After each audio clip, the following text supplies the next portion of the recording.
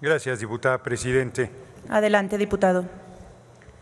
El diputado Caro Quintero anda consumiendo demasiado de su propia mercadería y entonces ya ve dictaduras castrochavistas en todos lados. ¡Qué locura! Están verdaderamente extraviados. En vez de hablar de la efeméride importantísima, los liberales mexicanos eran unos gigantes.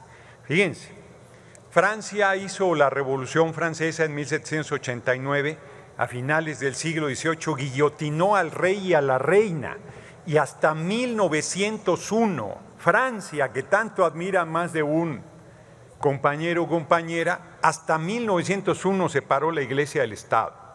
Colombia, que acaba de triunfar por primera vez un gobierno liberal, hasta 1983 separó la Iglesia del Estado.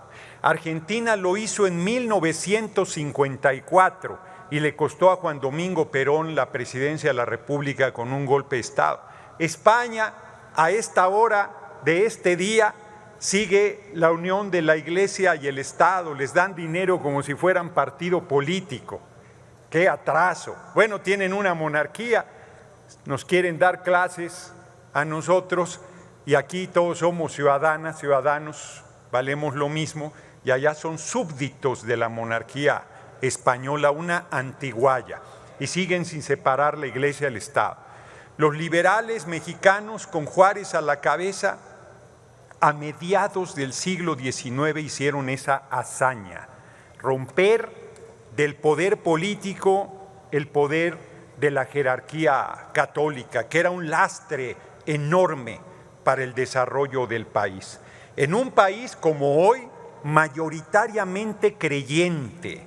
Hay que recordar que cuando un gobernante era elegido, el primer acto era ir a la catedral, a la iglesia inmediata, a un Te Deum.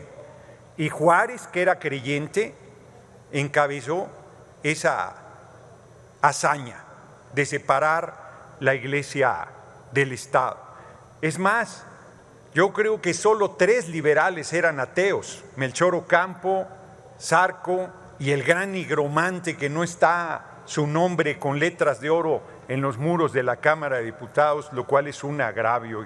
Larga vida Ignacio Ramírez, el nigromante.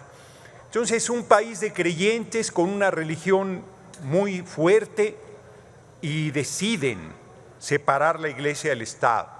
Para diputadas, diputados que vienen aquí a tribuna a soltarnos bendiciones y a presumirnos sus creencias, que son personalísimas y respetables en ese sentido, se les olvida que desde el siglo XIX somos un Estado laico, que no es un Estado ateo, es un Estado que está por encima de toda creencia religiosa, que respeta a todas y que no favorece a ninguna en especial. Para los liberales, tomar esta decisión implicó una guerra civil, donde los conservadores se fueron con todo a buscar que esa constitución surgida de un movimiento revolucionario que destituyó al eterno dictador Antonio López de Santana estableciera por fin las bases de un México sin la influencia perniciosa de la jerarquía católica y sin el poder económico y político que ésta tenía en nuestra patria. Los liberales no se aguantaron, los tatarabuelos del PRI, del PAN, del PRD, y se fueron a Europa a pedirle a Napoleón III que mandara un príncipe extranjero porque decían que no nos sabíamos gobernar, y mandaron a Maximiliano. Y ese gigante, ese presidente que es el mejor que ha tenido la patria, Benito Juárez García, logró con el apoyo del pueblo lo que parecía imposible, restaurar la República, que fue la segunda etapa de esta lucha contra las leyes de reforma, contra la separación de la Iglesia y el Estado, porque además, paradoja de paradojas, el empeorador, como le decía con mucho humor corrosivo el pueblo de México, salió liberal y ratificó la separación de la Iglesia y del Estado. Así es que hoy conmemoramos muchísimo tiempo, más de siglo y medio de la separación de la Iglesia y del Estado en México, y hay que defender la laicidad, hay que defender esa separación y hay que, como dice el refrán, al César lo que es del César y al Dios lo que es del Dios. Aquí estamos tratando asuntos públicos, asuntos políticos, donde el credo personal es respetable, pero no cabe en el debate en esta tribuna.